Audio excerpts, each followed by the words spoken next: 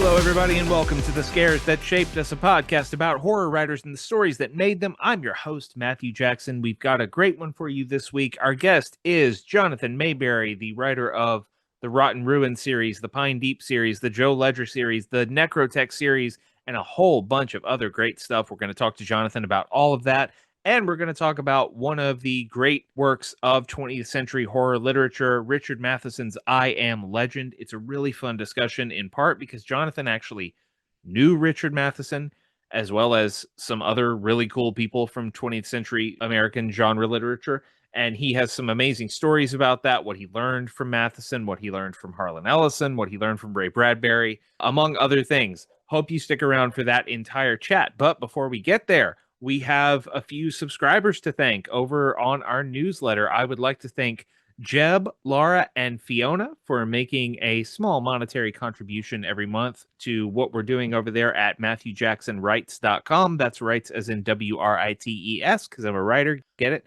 If you would like to be like those three wonderful people and kick in as little as $1 a month to help us out, help us keep this podcast going, as well as all of the original writing I am doing over on the newsletter, you can head over to MatthewJacksonWrites.com, sign up. Again, pay as little as $1 a month. There's also a $5 tier if you're feeling generous, but $1 is amazing. And you know what else? Signing up for free is also amazing. So if you are unable to chip in financially, or you're just not sure yet, don't worry about it. Just put your email address in, subscribe. You will get a bunch of free stuff right to your inbox. We had our first ever guest post this week. Clay McLeod Chapman, friend of the show, came over and wrote a little introduction to his new YA horror novel, Shiny Happy People, which is available this week wherever fine books are sold. So we have that. I just did a deep dive into Stephen Graham Jones's short story Brush Dogs, which at this point I think is my favorite story that Stephen has done. I've got some other cool stuff coming up for you. So yeah, if you want to get in on all of that and you want to get it right to your inbox for free or for as little as $1 a month, head on over there and check us out. We really appreciate it. But that is enough of self-promotion time. Let's head over to our interview with Jonathan Maberry.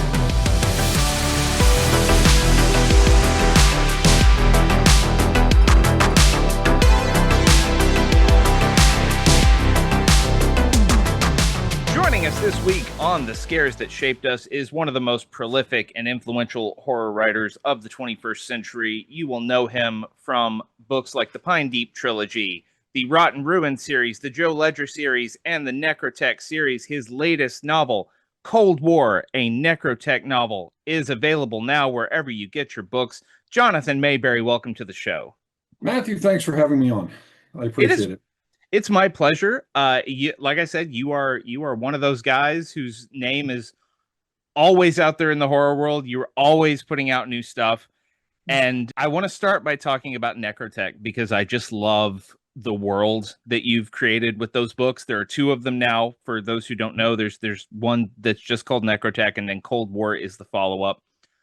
For anyone who might not know about these, could you give our listeners kind of a brief rundown of what NecroTek is? Sure. It's a deep space cosmic horror story. It's a trilogy, and the third book, Ghost of the Void, will be out next year. But the premise is a couple hundred years in the future, we're trying to sort out how to do matter teleportation, or transposition, to use the correct word.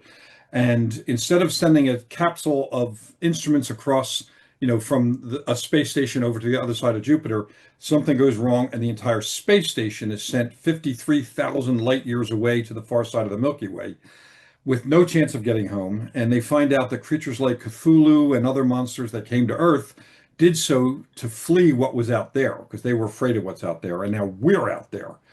And it has spaceships, space battles, giant monsters, giant ghost-driven mech shape-shifting fighting craft. It has a little bit of everything in it, and a lot of Lovecraftian horror and so on. It's one of those series that allows me to play with all of the weird toys that I've been picking up over my lifetime.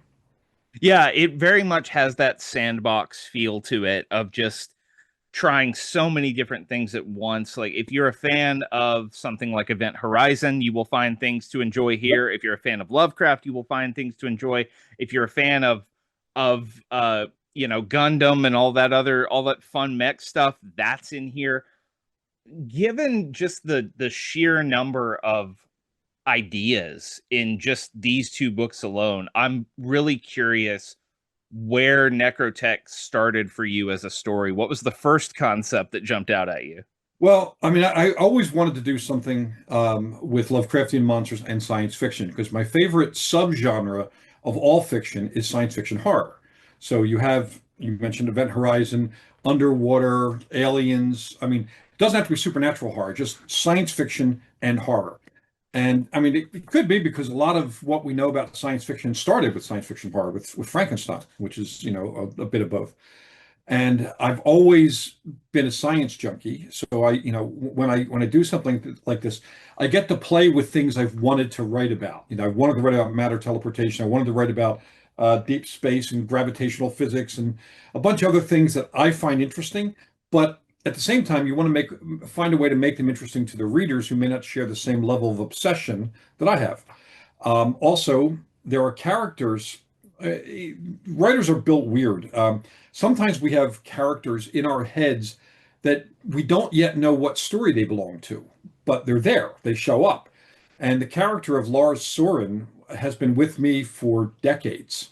He is kind of an idealized version of me had I chosen to pursue philosophy Hmm. rather than pursue journalism. Because when I was in high school, I had a couple of scholarships lined up. I had one lined up to Temple University School of Journalism, which I took, but also had one lined up for a seminary because there was a point in my life when I wanted to be that radical minister who was always arrested at anti-nuke rallies and so on. Um, and I got into the philosophy of belief systems. I'm not particularly faith-based myself, not anymore. I've kind of moved on from that, but the philosophy of religion, the philosophy of belief systems, absolutely fascinated me. So I had this version of me that's the version that would have continued to pursue the education up to a doctorate and teach some oddball version of philosophy. So it started with Laura Soren, and when Blackstone Publishing and the publisher of Weird Tales got together to create the new imprint of Weird Tales Presents, brand new imprint. Um, they asked me to pitch. Even I edit the magazine, but I still had to pitch for the imprint. And first thing that came to mind was Lars Soren. I wanted to give him a vehicle. But then I started thinking about what kind of story would be fascinating because I didn't want to do a book that was just philosophy, because I don't think that would sell. It would be fun to write, but it wouldn't be popular, to sell.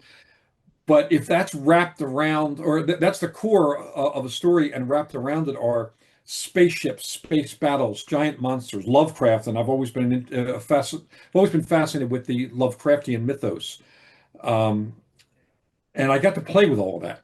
And also, I love shapeshifters. So the Shoggoths, the shapeshifting creatures created by the great old ones and so on, are a factor in this. Shapeshifting, like things like Voltron and the Transformers, always love that idea. But they're always robots that achieve sentience. I wanted to play with what happened if a human mind was in one, not wearing a suit, but actually becomes their new body. And I come up with the idea of these ghost pilots, and that gave me the title of the book of the series, Necromancy and Technology, NecroTek. And as soon as I sat down. I was at a diner near the beach here in San Diego, and I just spent an hour watching whales and dolphins out in the surf, and I came to the diner and to have some coffee and do some writing, and the outlines are pouring out of me. I just all those things that have been hanging fire suddenly, coalesced, and I pitched the novel series. They bought it, I think, that day. Um, and I've already written all three novels now, and I can't wait till the third one comes out because I want to talk to people about how it ends, because it has a pretty dramatic ending to it. Well, these books move like freight trains. So if you have not picked up the Necrotech books, go check them out. They're a lot of fun. But you talked about Lars Soren being similar to you. I know. I think this is a good pivot point to get into Joe Ledger, because you have talked about ways in which Joe is similar to you as well. And Joe Ledger is, for listeners who don't know, is your sort of special ops action horror hero. Yeah, Would that be a good way to describe him? it's pretty close. I mean, he's a former Army Ranger, former cop who is hired by this group to be a first tier shooter in a spec ops team going up against terrorists with weird science weapons. But the character is based on me and also on variations of me. And mind you, he's younger, thinner, and better looking than I am, and he actually kills people, and I don't. But we share some things. Like, for example, I've been involved in Japanese martial arts for 63 years now. I'm a former bodyguard. I'm a former bouncer. I taught martial arts history at Temple University, and I was the expert witness for murder cases involving martial arts. So, I have a pretty strong background in martial arts and in actual physical combat because as the bodyguard, we were fighting fairly often, and as a bouncer, I was at a really rough club. We were fighting 3 to 5 times a week, every week, and I was there for 5 years. So you kind of burn away all that fancy shit and you stick with what's actually going to win the moment. And when I created Joe, I wanted a practical fighter, but I didn't want someone who was a gun nut or one of those kill 'em all, let God sort 'em out extremists. I wanted someone who was a humanist, not political, a humanist, who because of things that trauma in his own past, um, has decided he needs to be between the innocent and threat. And he would rather take those hits and fight back because he knows he can. And he's also, psychologically speaking, to use the exact clinical definition, batshit crazy. And it's fun writing that person. He is what might have happened to me had I not already had martial arts in my life. The trauma that Joe goes through, that's alluded to before the start of the first book, is similar to something that I went through when I was a young man. Unfortunately, it was a terrible incident, and the difference was in Joe's encounter. Like, there were a group of older teenagers that attacked him and his girlfriend. When they were 14. Joe was beaten nearly to death, and his girlfriend was assaulted. He never, even though he had no training and they were older and there was more of them, he still blamed himself. That irrational guilt thing that somebody have for what happened to her. And later on, she committed suicide, and that kind of shattered his psyche. For me, I was not there when my girlfriend was assaulted. I found the guys afterwards and put them all in the hospital, but it didn't save her. Then she also committed suicide. So the thing is, the martial arts kept me balanced and sane, gave me a way to vent the rage that I was feeling from this. Joe didn't have that. So it broke him, and martial arts rebuilt him. And so we writers often take an element of our life and explore it. If this had happened, or if it happened this way, or if it happened another way, that gives us a chance to kind of explore what our lives might have been, in other circumstances. And so Joe has a lot of that. He also has my love of Hawaiian shirts and coffee, uh, and snarky humor. The weird thing is, he is substantially funnier than I am, and I don't understand that. Because I write Joe Ledger, but when I'm writing him, these snarky comments come out, and I'm pretty good at a one-liner here and there, but he's way funnier than I am, and that doesn't make sense to me. But I roll with it, and he's the kind of character I can put in any story. He's in the Joe Ledger series. I'm about to start book 16. He's in 50 some short stories of mine, plus another couple of dozen by other people who have written in the Joe Ledger world. He's in comics. He's in my Rotten Ruin post-apocalyptic zombie series as an older man, and in other series. He's the kind of character you can throw into any circumstance. He'll figure out a way to level up. Well, and he is also getting the screen adaptation treatment courtesy of Chad Stahelski, who everyone will know from the John Wick films. Yep. What's the latest update on Joe Ledger's journey to adaptation? How are you feeling about it? Well, pretty great, because when I first met Chad, he had reached out to my agent a few times about setting up a meeting, but because I had a show on Netflix a few years ago, V Wars, it's not uncommon for producers to invite a writer, in for a meeting, just as a fishing expedition to see if they have anything they might want to option. So I figured it was just another one of those, and a lot of them are interesting time wasters. Mm. You want to make the connection, you want to hope, but it doesn't usually play out. But we're shaking hands the first time we met, and he's still holding on my hand. He says, "Look, I just want to tell you straight up, I have no interest in making a Joe Ledger movie." I'm like, "Well, that's an interesting way to start a conversation." And he said, "We need to do it for TV, or we're going to lose all the character development because that's what the series is about." I'm like, "We're going to have a really good time today, aren't we?" It was supposed to be a 20-minute meeting. I think we were there for 4.5, 5 hours. Every time I go up there, that's the case. We're both martial artists. We both have fighting experience as well as being a martial artist. We both are pop culture nerds, and we like a lot of the same stuff in pop culture, including some of the older stuff. And he's been including me in virtually every step. Now, the place we are at now, he's mostly involved in getting Highlander ready to film. So, that's taking a lot of his time, and I get that,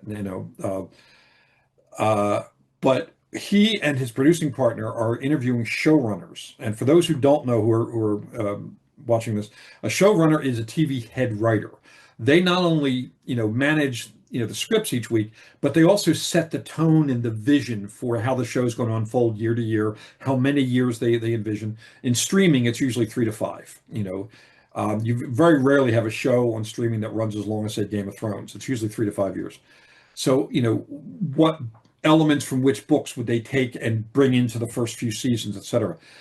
They had a meeting with a showrunner just about 3 weeks ago, and they said they loved the guy. He read the first 2 books, made a really good preliminary pitch, but they needed him to read the next 2 because there are characters and setups for the next couple of books that they want to use even from the beginning of the show. And so he's going to be making that more comprehensive pitch almost any day now. I'm kind of waiting for that call. And I asked them, it's the first time they didn't share with me the name. They said, "We don't want to freak you out with who it is because he's big. We can guarantee you've seen every movie or TV show he's done, but we don't want you to get your hopes up." And I said, "Do you realize what you just said? Of course my hopes are up after that, you morons." And they laughed, and they still refused to tell me. But I have theories. I'm not going to share them because I don't want to, pollute the waters here.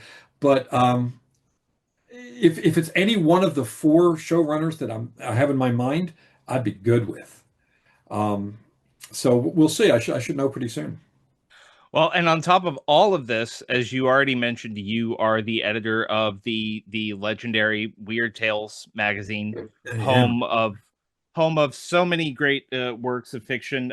I was lucky enough to have a story in Weird Tales 15 years ago now, something like that. Was that during Anne Vandermeer's time? That was during Marvin Kaye's Oh, time. Marvin Kaye's time. Okay. Yeah, so it's been a little while, but Weird Tales, such a venerable publication, and you have definitely given it your own shot in the arm. It was just announced a couple of days ago that Weird Tales is going to release its first graphic novel. Yeah, it's actually a comic book anthology, and that's going to be Yeah. edited by my buddy James Aquilone. And but it's under the Weird Tales banner, and I'll be doing an adaptation of a Ray Bradbury short story for that. Oh, that's excellent. So you have that. You have the publishing imprint with Blackstone, where you're putting out NecroTek and other books. When you first came in to take on this role, steering the ship at Weird Tales, what was your sort of vision for what you wanted it to be as you brought it into the future, and how do you feel you're doing so far? Well, first, a little preface on that. They first reached out to me to ask me if I'd to write a story for Weird Tales, which is a bucket list for almost every writer I know. Yeah. And I wrote and submitted a story, and they bought it, and it was great. And then they called me a few weeks later and said, "Look, here's the situation. The editor, Marvin Kaye, is older and has health issues. Can you come and kind of finish the issue that he started, as a kind of an editorial consultant?" I said, "Okay, what and like how much of the magazine this issue is done?" They said, "Well, we have your story." Mm. So I had to come in and they wanted me to keep my story, and I was going to pull my story because it's weird, in anthologies, sometimes the publisher insists that if it's a best-selling author as the editor, they insist your story be in there. I felt weird about it, pardon the pun, and wanted to pull it, but they insisted I keep it in there because they had actually bought it before they made the decision to hire me as editor. And my version of it is, I have there are editors of Weird Tales I have agreements with and disagreements with in terms of their editing philosophy. One of my lifelong friends and mentors, Sprague de Camp, was an editor of that. In fact, Sprague, the book that's right behind my shoulder up here, Conan the Wanderer, by Robert E. Howard, Sprague de Camp, and Lynn Carter, was the first book I ever bought. So I've got a Oh long wow, yeah. history with this. And I said, look, Weird Tales has gone through some ups and downs. The way in which Anne Vandermeer, who was one of the best editors of Weird Tales ever, the way in which she was fired or let go was appallingly bad. And I was one of those people that didn't want to even deal with Weird Tales for a long time because of how she was treated, and it was very unfair. She was brilliant as an editor, brilliant. I aspire to be as good as her, but I don't pretend to be as good as her in that regard. But I said, look, Weird Tales has had ups and downs. The thing with Anne Vandermeer comes off as misogynistic. There's, Lovecraft himself and some other people have been very racist and homophobic. None of that's going to be part of the new Weird Tales. I want to be able to lean into diversity, not as stunt casting, but to open the field for the widest possible range of stories that can come at me. And I the very first story I bought, I had read there's a bookseller at Rob Crowther at Mysterious Galaxy in San Diego, who always gives me great recommendations for books. And he said, "Have you read The Ballad of Black Tom by Victor LaValle?" Mm. And he said it's it's Lovecraftian, but it's flipped around and told from the point of view of the black characters in a story that was one of Lovecraft's most racist stories. And I read the story and it blew me away. So I called Victor and I said, "Hey, you bruised me pretty badly with that, with Ballad of Black Tom. How about you come and draw blood for me at Weird Tales with a new story?" And he wrote one called Up from Slavery that was a knife to the guts. And it won a Stoker Award. It's being considered for film right now. And, that sets the tone for me. Now, it's hard sometimes, and this is one of the frustrating things, to find as many writers of in diverse cultures who are willing to write for Weird Tales, because some of them are scared off by its old reputation. Right. They don't want to be associated with something that was so blatantly homophobic and racist and misogynistic. But I'm winning them over because they're seeing what I'm publishing and who I'm publishing and so on. And my tone is to the best stories that I can find that uniquely tell like tales that you won't see anywhere else, that wouldn't fit anywhere else. That's what Weird Tales was created to do anyway. And so I'm doing that, and having fun, and also giving some newbies opportunities to come in and write. But also I expanded the content. So it always had short stories and always had essays. But I went back to including poetry, which they used to do, 50, 60, 70 years ago. I started including poetry again, and I include flash fiction. And more recently, we started something about 4 issues ago, called Nightmare Gallery, which takes a note from the pulp era, where sometimes editors would get a good piece of art and then hire a writer to do the story based on the art. And so I've been doing something where I do that. It's also a little nod to Night Gallery, one of my favorite shows growing up. Yeah. And I think one of the first people who wrote a story for that, or might have actually been the first person, was Wayne Brady, the actor. And he wrote a really good short story. And because our issues are also done, they're print, ebook, and audio, Ray Porter, who's my audiobook reader, read Wayne's story. Wayne loves it so much that he's going to finance a short film that I'll adapt from his story, and he and Ray will star in. Wow. Cool to me. That's so cool. Yeah. Well, seeing this much energy behind Weird Tales after so long there were so many years when you would think about Weird Tales and go, whatever's going to happen to that. Is it gonna survive? Is it gonna keep going? Seeing this much energy and enthusiasm and diversity in it is great for horror fans. Now we get to talk about the story that you brought as a formative horror story in your life. And I was very excited when your assistant emailed me and told me about this, because we are going to talk about one of the all-time classics, everybody. We're going to talk about one of the essential horror novels of the 20th century. I Am Legend by Richard Matheson. Um, I'll just cut right to it. Jonathan, what do you remember about the first time you experienced this book? Well, here's my approach to it. I was given that book for Christmas by Richard Matheson. So here, the backstory of that is my middle school librarian was involved in two different writers groups. One in Philly, which was the fantasy crowd, which is how I met Sprague de Camp and Lynn Carter, Michael Moorcock, and a few other people who, anyone who was in town who was fantasy, and de Camp lived right outside of Philly. So that was that group. But there was a group that met a couple of times a month in New York. It was not an official like writers group. It was an ongoing cocktail party thrown by a publisher in his penthouse whenever there were enough genre writers in town. And this is 1970. When if you were a genre writer of note, you launched your books in New York. You went there to launch the books because that's where publishing was, and it was long before social media. So high output writers would be there more often. Lower output writers, like say Robert Bloch, would be there infrequently. But the first time I went up there, I met Ray Bradbury, Richard Matheson, and Harlan Ellison. And it was, it should have been a shocking moment. I didn't know who any of them were. I was 12.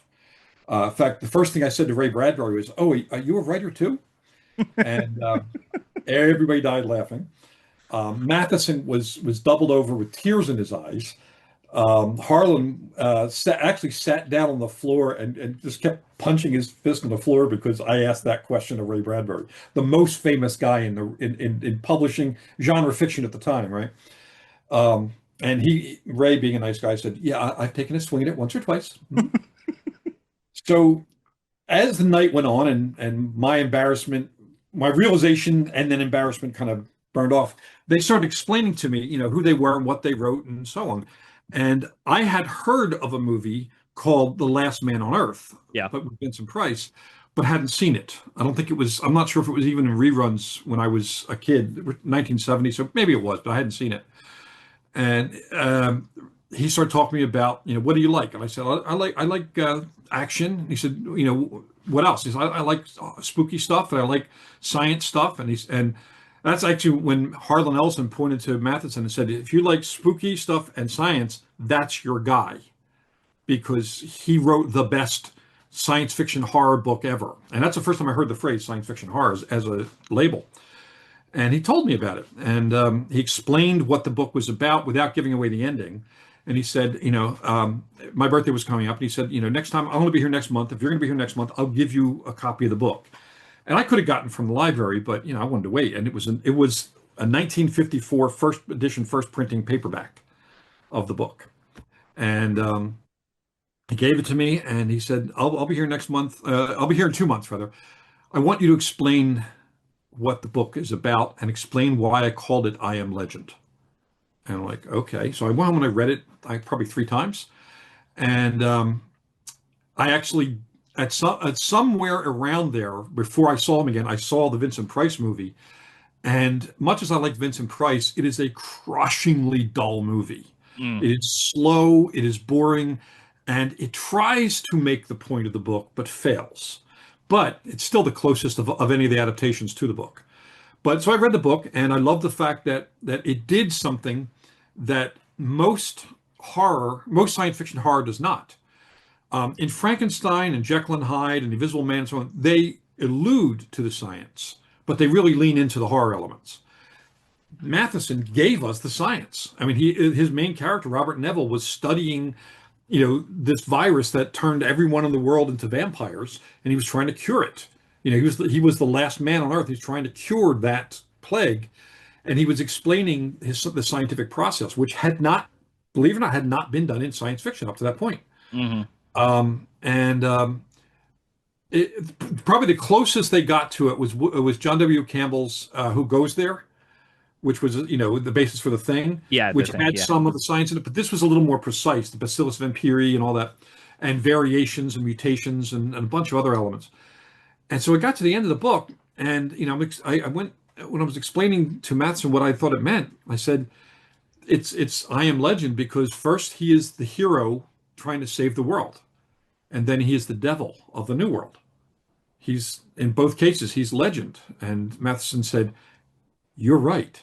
That is exactly what it is." And he says, everyone misses the point. I mean, if you I don't know if you ever saw the atrocious Charlton Heston Omega Man version, where Yeah. instead of turning everyone into vampires, they turn into cranky albinos in sunglasses. I'm not sure how that's supposed to be scary. It was, Charlton Heston, he's always fun. He chewed the scenery and it made it enjoyable. Anthony Zerbe's always fun as a villain, but it was a terrible movie. I mean, rewatching it is painful. Um, and he said that the problem is people don't understand what the ending means.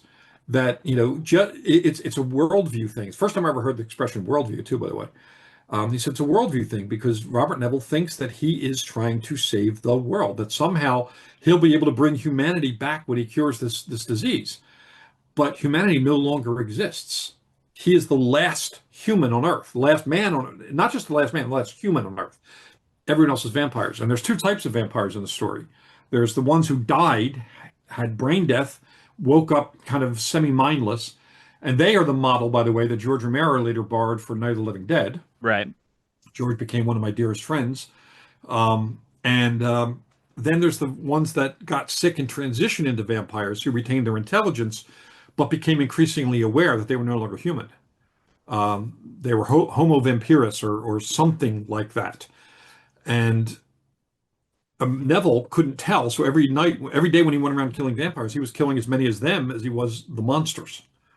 And as you know, he was the thing that they were afraid of, not in the night, but in the day. He was the monster. He was the boogeyman. He was the devil. He was the thing that they would tell children about so that they ate their, maybe drank their O positive, uh, and it was fascinating. But I was 12, and it made sense to me because I read it. And since then, I've seen, there's a total of four adaptations. Most people know three. There's four. There's the Vincent Price version, again, semi-faithful but dull. The Charlton Heston version, which is hilariously bad, and the Will Smith version, which completely throws everything out the window. I mean, they should even call it I Am Legend because there's no point at which he is being the legendary character that even when he's the last survivor, he's just not. They didn't film it well. Good actor, some good scenes. The death of the German Shepherd still gets me, but as a movie, I mean, they also turned the vampires into a bunch of naked creatures that did parkour and looked like Ted Danson, which is scary in its own way, but it's not a horror movie, and it's not the ending because they had to be intelligent for the title to make sense, for the story to reach its intended conclusion. It's not just an action story about a last man on Earth fighting monsters. It's not that. It's also the template for nearly every Outbreak novel or movie that's come since. And it's the template for almost every post-apocalyptic thriller that has come since. Yes. And it is the template. It is the springboard for which the Joe Ledger novels and my Dead of Night series, my Rotten Ruin series, and a bunch of other things I've written have leapt up from, because it has that science which builds that scaffolding of plausibility that allows and even encourages a suspension of disbelief on the reader's part. But because it's like 90% plausible science, it's easier for the readers to not know where science ends and science fiction begins, and also easier for them to stay in suspension of disbelief all the way to the end of the story. And it does that beautifully. One of the things that struck me I went back and reread it when I knew we were going to have this conversation. The edition I read a Kindle edition of it, is 100 pages long. Yeah.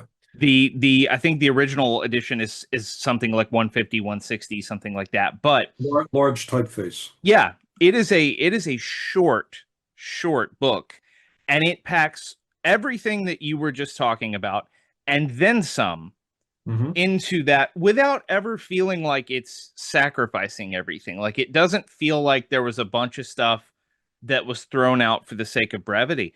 It opens just in the middle of Robert's life now, as it is in this post-apocalypse, where it's basically just a guy doing chores. He has to make sure his house is safe. He has to figure out what he's going to have for dinner. He has to put up with the god awful noises of the vampires outside his house every night, screaming at him and trying to get him to come outside. And then he has to wake up the next day and make sure he has gasoline for the generator. He has to go to the hardware store. He has to do all this other. All the And things. yeah, it's just like 20 pages of this guy just trying to get up and go on with his life. And you feel like you know this guy so well. And anyone who's read Matheson's short fiction knows that he was a master of efficient character development. But I think I Am Legend is another level of that. It's just so It is. elegant in the way it lays all of this out. Yeah, it's barely a novel. So I think it's like 55,000 words or so. I forget exactly what the word count is. Novels start at 40. And it's very much in the pacing of the pulps, but with Yeah. a more sophisticated writing style and a higher level of scientific acumen. And it is an elegant book. It starts in media res, starts in motion, and that was an influence. That alone was an influence on my Rotten Ruin series. When I was doing the Rotten Ruin, which is also in development for film with Alcon Entertainment, it's set basically 14 years after Night of the Living Dead. And George Romero even in well, I'll tell you about that part in a second. But what I did is it's 14 years after the zombie apocalypse, a few small towns, gated, fenced in, and everything else is the zombie apocalypse. And it starts with two kids looking for a job. So it starts in kind of a day in the life of these kids looking for a job. And just like the chores that Neville goes through, their job hunt informs the reader of the world. It's world building while in motion, as opposed to an info dump world build. And that taught me a lot. I've used that in everything, including my epic fantasy stuff, the Kagan series. I do it in the NecroTek series. I like to world build as the reader needs to know something. That's when they're told, rather than page after page after page of just stuff. And Matheson, he gets into gear. If once you've followed Robert Neville through a day of his chores, you understand the world. You Yeah. could actually start thinking about how you would do the same chores, what you would do the same, what you would do differently, how you would manage that loneliness. All of those things are done in a way that does not tell you everything about what's going in in the character's mind, but it invites the reader to step in and figure it out for themselves. And interestingly enough, that process of inviting readers in is something that Shirley Jackson borrowed, for one of my favorite novels, The Haunting of Hill House. She never actually lands on whether it's a haunting. I don't know if you read the book. Oh yeah. Also short novels. She never actually lands on whether it's a haunting or whether it's the story of somebody's psychological disintegration as told through an unreliable narrator. And every year, there are two of the three books I read every year leading up to Halloween. The other is Something Wicked This Way Comes by Bradbury. But every year, I change my opinion in Haunting as to whether it's a haunting or not. And in I Am Legend, I've waffled back and forth as to whether Neville is a hero or a villain. He's actually both. But whether Matheson's intention was that he's a villain early on, did he, how soon was he aware of it? Because if he's aware of his villainy early on, it makes some of his actions more criminal. And if he's not, it makes him more tragic until he finally realizes that he is, this the devil, so to speak. But both of those books invite the reader to fill in a lot of blanks and gives us an easy job of it, so that we aren't taken out of the story as we consider it. But unlike a lot of books, when you finish I Am Legend, it walks around inside your head with you for a while. And yeah. So you've now read I Am Legend annually for decades, I'm assuming. Since 1970, yeah. So as a fellow kind of pop culture obsessive who goes back to the same stories over and over again year after year, I just did a whole thing about John Carpenter's Halloween. I wrote a new essay every day for 31 days for October. Um, Nice. it's amazing what those kinds of things give you, even if you're going back the 30th, 40th, 50th time. So I'm curious, like in the 2025 edition of Jonathan Maberry Revisits I Am Legend, what did you get from it this time? Actually, I was focusing a little more on the sympathetic characters and the woman who plays kind of the love interest who's not actually Yeah, who's conflicted. Um, I wish her role had been a little bigger because there's a lot to tell there. And if he had written that a decade later, it would have been a bigger role. But this was still the 50s, and fiction was more male centric then. It got a little more equitable in the 60s. Because you had, Rosemary's Baby and a bunch of The Exorcist and a bunch of other things where females were more central to the plot rather than just supporting characters. And it made me, as I'm reading it, I'm thinking of like what I might have done to build that character out a little more. Um, Not that I find Matheson at fault. It's just that, when you're a writer and you read a piece of writing that you get to know very well, it's an unavoidable process of saying what might I have done differently had it been my book. yeah, And the ego is should always be in check there because it's never a criticism of what you're reading. It's simply your enthusiasm. It's kind of like wanting to be able to write fan fiction and be able to add to the story through fan fiction. And actually, in my career now, I do the professional version of fan fiction called media tie-in writing. And one of the projects that is in early discussions is an I Am Legend anthology because what if Neville wasn't the only one, or what if some of the story was told from the point of view of that woman, or some of the vampires who were building this new society. And it's an anthology.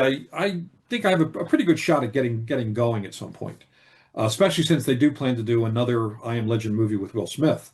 So yes, this could actually fill in a little bit there, but not be the Will Smith version right. because I don't like that version very much. I really hope that happens. I would submit for that in a heartbeat, and I know hundreds and thousands of Yeah. other writers would as well. Um, I want to go back to Matheson himself because this is a treat for me. I don't often get to talk to someone where I'm 2 degrees of separation away from Richard Matheson. So I have to ask you, um, what were your first impressions of him? Just getting to know him, just as a 12-year-old kid at the feet of one of the most important genre writers ever. Well, one of the things I found fascinating about him is that he didn't write just one thing. Yeah, Like, I was before I met these guys. Most of what I read was either Ed McBain's 87th Precinct mystery novels, the police procedurals, or the entire works of Robert E. Howard and Edgar Rice Burroughs. That was what I was reading before that. And some other things like Sherlock Holmes, Poe, so on. But when I was talking to Matheson, his own writing was all over the place. And consider, I mean, I Am Legend, What Dreams May Come, The Shrinking Man, Somewhere in Time. I mean, the guy is all over the place. He even said almost no two of my books would be on the same shelf. He Advice he gave me early on, very early on, I think it was the second time I talked to him, was don't let yourself be pigeonholed. Don't allow yourself to believe that you can only write one thing because you never know what thing that you write will be the thing that enchants you, uplifts you, and advances your career. And he said that uh, somewhere in time, later conversation we had, not somewhere in time, What Dreams May Come. He said that book, which was written later on, and this is after I was 12 years old. We were older. I was older. mhm. And he said that book was an idea he had a long time ago, but he was afraid of writing it for fear that his readers would abandon him because he was no longer writing the weird stuff, like monsters and so on. And yet that book was enormously popular and showed a different side of him. And it just harkened back to when he first warned me, not to be pigeonholed. He actually had pigeonholed himself for a little bit and then broke out of it. And he encouraged me to do the same. And as a result, some of my biggest career successes have been outside of the zone that I thought was going to be my high speed lane to success. Like my horror novels, my first three horror novels, the Pine Deep series, they sold really well. They're still in print. They've sold, a zillion copies, but they still haven't sold as many copies as my young adult Rotten Ruin, which is, in its 29th printing and is required reading in 10,000 schools. Hmm. And I wrote that not because of Matheson or Bradbury or anybody, but because an anthologist had asked me to write a story outside my comfort zone. And I had never up to that point written a post-apocalyptic story or a story with teens in it, as stars, as main stars. And my agent took that short story, shot that as the opening of a series, of a novel rather, and I did 7 novels on it. And, millions of copies of those books in print around the world. Um, I did a Wizard of Oz story for little kids that the estate of L. Frank Baum reached out to me afterwards and said, "We love that story so much, we're adding it to the official chronology of Oz. It is now and forever a prequel to Wizard of Oz." Now, that would never have happened if I had said no to an editor asking me to do something outside my comfort zone. But every time one of those projects comes up, I think about Matheson's advice, not getting pigeonholed.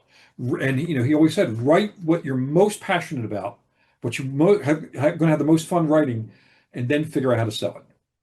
And that works. So what advice did you get from him? I love talking about nuts and bolts craft and just going through the routine, the work of writing with writers. What was he like in that regard? What was his work ethic? Well, he was a very strict disciplinarian when it came to research.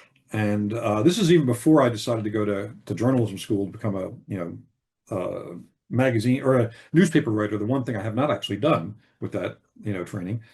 Um, his thing was, if you're going to make it work, make it work. Make it work in a way that it's provable.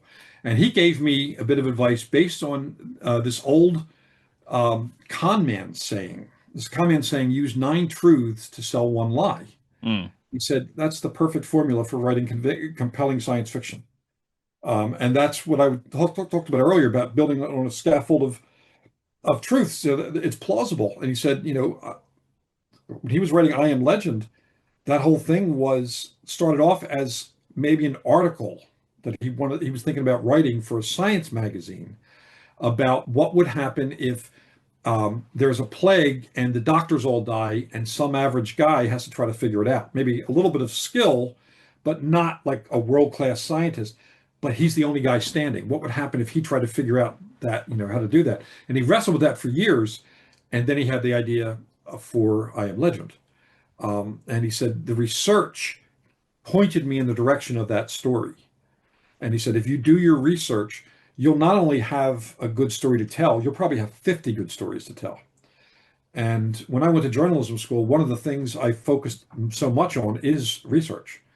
And now I have, with the books I write, I do a ton of research in advance of writing each book and research along the way. Like today, for example, I have a molecular biologist, Ronald Coleman, who's a world-class scientist. I tapped him for some information this morning for the novel I'm writing right now, Sleepers, the second book in the Sleepers War series, Savage Dreams.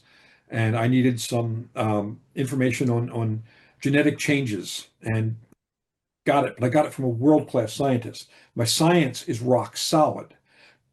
Because of that, it gives me the confidence to take risks, creative risks. And Matheson was all about that. Get your science right, get your feet solidly on the ground on that science, and then reach for the stars. And that was a quote he gave me when he handed me that book, actually, or around the time he handed me that book. Feet on the ground, reach for the stars. But that combination, he said, that's where the real magic is. And Bradbury was there when he was telling me this, and he was laughing because Bradbury never did any scientific homework. I mean, the Martian Chronicles, everybody can build a rocket. And he said, I just make this stuff up, but it's all about the humans. But yet, he is regarded as one of the great science fiction writers of of the 20th century, Bradbury. But his Yeah. stuff is really fantasy. Yeah, it's science fantasy, space opera, a different breed of thing. But while we're on the subject of everyone in that room, I have found in my life as a fan of this stuff that there is no such thing as a boring Harlan Ellison story. Oh, trust So me. I would like to know what your best Harlan Ellison story is while I have you. Actually, Harlan was always kind to me, and he actually gave me my best lesson, best single lesson on writing. He had the writers would have me bring in little. They would give me like prompts, and then we bring in something. And Harlan was looking at my story, and he said, "You know what? Here's the thing: is I like the first line, but I got bored by the third line." And he said, "It's not because the third line is boring; it's because it's laid out wrong." And I'm like, "What?" Now, in the middle 60s to the middle 70s, there was a revolution going on in how novels were written. Prior to that, novels were basically big block of text, big block of text, big block of text, occasionally lines of dialogue, but it's mostly uniform blocks of text. And he said the problem is all that does is train readers to skim. They'll read the first sentence and they'll glance kind of for keywords in the body of it, and then read the last sentence and move on. And he said the problem is they miss all that work you did. They miss some details that might make it a more meaningful read. He said, so do this. He said, break up the text. And the example he gave me, he said, imagine jazz as background music. If it's traditional jazz, it's basically one like the piano player might start the melody, hand it off to the bass player, hands it off to the drummer, and back to him, and so on. And there's an orderliness to it. It's very similar to the way classical music is done by handing it off for different variations. But he said improvisational jazz is the worst kind of background music in the world, because the piano player can hand it off to the bass player, and the bass player might do something totally funky and weird that has nothing to do with the melody lines established or the theme of the song. And it's discordant in the background. You have to keep listening to it in order to understand what's going on. You can't let it be just background.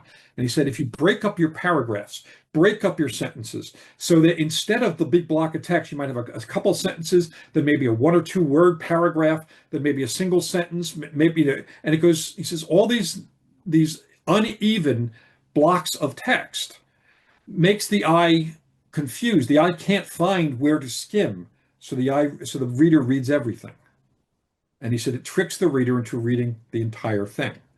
And if you read his stuff and then McBain's stuff, they both did that. They were both heavily criticized for doing it, but they did it in a way that made their books intensely readable. And the pulp writers did it a lot too. I was a big fan of the Doc Savage and Shadow novels, and they did a lot of that too. So it's kind of the pulp structure taken to a more sophisticated level and done deliberately to engage the reader more intensely. And that was a lesson Harlan Ellison gave me. And I was 13 when he gave me that lesson. I teach that so often when I teach writing. So this brings me to what I think is a nice place to wrap up, because we've been talking about your mentors, these legendary writers who helped you along and were nice enough to talk to a 12-year-old kid about fiction and reading and writing. And you have carried that tradition forward. You have paid that forward, because you are a writer that is pretty easy to find in terms of fans who want to ask you questions. You do weekly Ask Me Anythings on your social media. You are very open. I mean, we talked before we started recording about all the podcasts you do. You're very open in your process and your approach to all of this stuff. So as someone who teaches writing and also likes to speak to fans about writing and things like that, what has that openness and that willingness to hear from so many people all the time about your own work, what do you feel like that has given back to you as a writer?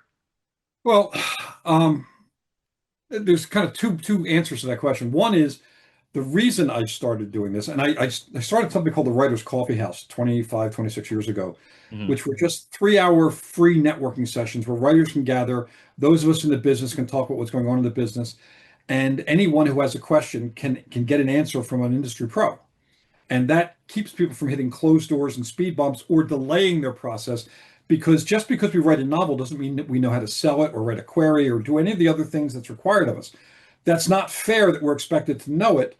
And we can waste a lot of time in our careers trying to find out those answers. If you go to a writers group and just hang out with writers and talk, not peer critique groups, I'm not a fan of those as much, but just conversation, you'll find that a lot of the things that may confuse you or stall you, things that people label under the writer's block umbrella are actually things you just simply don't know the solution to, but so other writers do. In conversation, all those problems will be, become unstuck.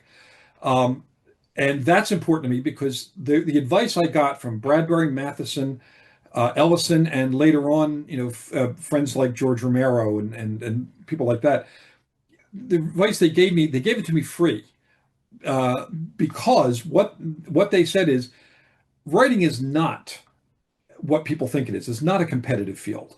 It's a field where we want more writers in it.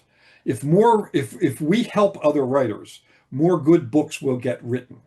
More that group of a larger group of good books will attract a larger group of readers. Everyone will prosper from that, from the readers to the booksellers to the writers and so on. And it's a joyful, optimistic approach, as opposed to some people who are more fear-based, where they think if I help you, you're going to take my opportunity and I won't get it. And that fear-based stuff doesn't make sense. And Bradbury and Matheson were very strong on that point that, don't let fear be any part of your business model. Don't let it be part of your creative life. Be generous, be open. And both of them said, it's amazing how much extra work comes to the people who are not being jackasses. Matheson even told, I asked them both one day, I says, how does one become a great writer like you guys? And he said, and Matheson said, Ray has the 10 commandments. Ray? And Ray said, the 10 commandments are, don't be a jackass, don't be a jackass, don't be a jackass, and so on. And I found that applies to a lot of different things. So I like community building and helping other writers because it's fun. It's like party time when one of them makes a step or gets a deal or finishes a book or whatever. What it does for me as a writer, it helps me keep the fires of my optimism and my enthusiasm and my excitement burning, which is important because we've had economic downturns. We're going through a very politically complex time right now. There's a lot of negativity in the world, but we storytellers, we can ease the burden a bit by providing stories that are entertaining, that can draw you away, maybe give you an escape hatch for a short period of time. And also in the writing world, everyone I know is a writer. So I get to read everyone else's books too and talk to them about it. Have conversations like we're having here, conversations where we kind of get into the heart of things. And that enriches me as a writer, keeps my enthusiasm and excitement going. And also, when you talk to the fans, a lot of them are like, they're kindred spirits. They're pop culture nerds too. They're book addicts like I am. I get a good 70% of my suggestions for what to read and what to watch from the people who read my books and I talk to, and might ask me any things or public things. And that makes us all part of the same world. Just I happen to be somebody who writes stuff as well as watches it. Somebody else might be somebody who draws or paints or is just a super fan. Whatever. We're all in it together. And that gives a sense of community that makes all of this, even the hard parts, okay. Because we know we can get through it together and we know we're going to enjoy the ride together. I've been doing this podcast for 15 months, and I think that's the first time that an author has given me my mission statement back to me. So I very much appreciate that. Well, it's nice to talk to a kindred soul. Oh, it always is. Yes, it's so. Jonathan, before we let you go, I know you have the Cold War out now. You have the next Joe Ledger book out in March. Will you let everyone know where they can find you online if they haven't found you already? Sure, I'm easy to find. If you can spell my last name right, you'll find me. It's Maberry. Everybody wants to put a Y in the middle. Just avoid that. I have a website, and if any writers are paying attention to this, on my website, jonathanmaberry.com, there's a page called Free Stuff for Writers. It's all free downloadable PDFs. There's a query letter. There's one of my Captain America comic book scripts. There's how to format a novel. There's all sorts of stuff up there. Really useful stuff to download. Go do that. I'm on Facebook, Instagram, Twitter, X. Well, same thing. Blue Sky, Threads. I'm all over the place. I'm easy to find. And I normally do my Ask Me Anythings on Thursday from 4 to 5. Today I have a deadline, so I won't be doing it. I'm going to be marathoning probably until midnight tonight to finish the deadline. Comic book script I'm working on that absolutely needs to be done for something. And unfortunately, I can't announce what it is yet, but it's really friggin' cool, but I just can't announce it yet. All right. Well, everyone go follow Jonathan on social media, and you will know when this comic book project is announced exactly what it is. Our guest has been Jonathan Maberry. Jonathan, thank you so much. It was great having you on the show. This was fun. I could have this chat with you for hours, so We will do it again sometime. I would love that. Thanks once again to Jonathan Maberry for being on the show. Cold War, a NecroTek novel, is available right now wherever you get your books. He also has a brand new Joe Ledger book coming out in March. And of course, head over to Weird Tales Magazine, check out all the cool stuff they're doing over there, and follow Jonathan on socials. As we talked about in the interview, he is very open. He is very helpful to fans in terms of answering questions and offering writing advice, and generally just lifting up writers and readers with his social media presence. So please go follow him and be a part of all of that. And if you want to be a part of everything that we are doing, the best way to do that is to follow us over on Blue Sky. We are at scareshapedus.bsky.social on Blue Sky. That is where you will find new guest announcements as well as every episode we do. And anytime we do a giveaway, it usually happens over there. So go over there, give us a follow. You can also find us on Facebook. We're the Scares That Shaped Us over there. We are also the Scares That Shaped Us on YouTube. If that is how you prefer to get your podcasts, head over there, like and subscribe. We appreciate it. If you like the show, please do us a favor and tell your friends about it, and head over to the podcasting app of your choice and give us a 5-star review. That is extremely helpful to us in terms of growing our audience.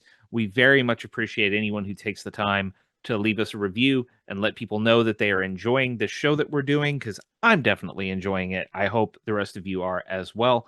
And of course, if you would like to get even more horror content from ya boy, go over to MatthewJacksonWrites.com, put in your email address and subscribe. You can kick in as little as $1 a month to help us out, or you can just put in your email, get a lot of cool free horror content from me right in your inbox. We appreciate any kind of support that you would like to give. It's always great to have you guys out there.